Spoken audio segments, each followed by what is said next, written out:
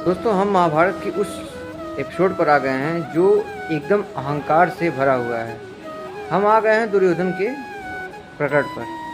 दुर्योधन की सबसे बड़ी क्वालिटी यही है कि वह अपने द्वारा किया गया अपमान भूल जाता है और अपना अपमान हमेशा याद रहता है। वह यह जानता है कि मैं गलत हूँ, लेकिन फिर भी वह इस गलती को स्वीकार नहीं करता।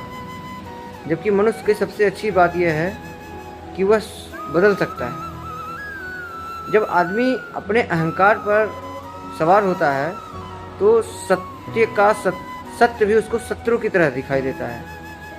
और यही सबसे बड़ी विडंबना थी दुर्योधन की। दुर्योधन जानता है कि मैं गलत हूँ, मेरी नीति गलत है, लेकिन फिर भी वह उसी के संगत में लिपटा हुआ है। बार बार गुरु द्रोण के द्वारा समझाया गया, बार बार भीष्म पितामह के द्वारा समझाया गया, बार बार स्वयं श्री कृष्ण ने उसका मार्गदर्शन किया, लेकिन फिर भी वह बदलने को तैयार नहीं। एक कहावत है, जब आपके ऊपर विनाश की घंटी बजती है तो आपको कोई नहीं बचा सकता। शकुनी जैसा धूर्त आदमी के षड्यंत्र में फंसकर दुर्योधन ने अपना नाश तो किया ही, साथ साथ पूरे हस्तिनापुर का सर्वनाश कर डाला।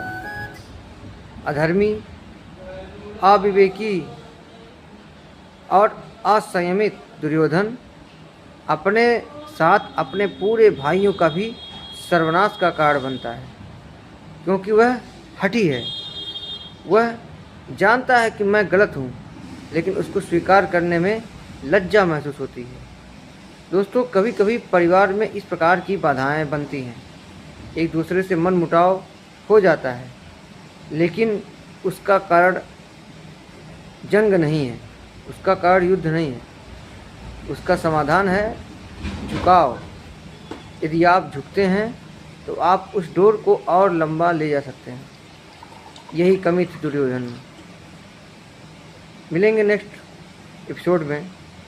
तब तक के लिए आप इस सीरीज़ का आनंद लीजिए, और आप इस सीरीज़ से क्या सीखे अपनी राय कमेंट में ज़रूर बताइए। धन्यवाद।